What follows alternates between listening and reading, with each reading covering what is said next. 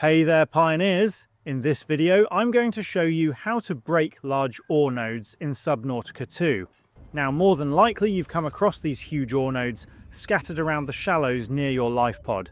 And because gathering and mining for resources is such an integral part of the game's cycle of content, everyone, myself included, would want to get their hands on these nodes.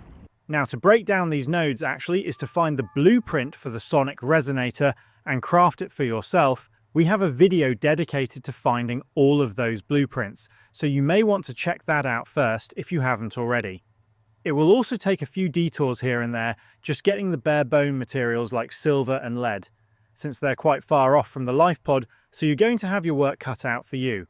Once you already have the resonator, just approach these huge nodes, and for this one here, it's about 150 meters away from the life pod.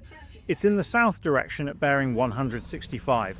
Now just charge up the resonator and boom, you destroyed and automatically collected all the materials from the node. Another example would be this copper node as well.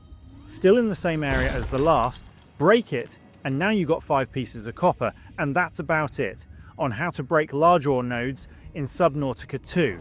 If you found this video helpful, please leave us a like or comment and subscribe to the channel for more quick dive guides.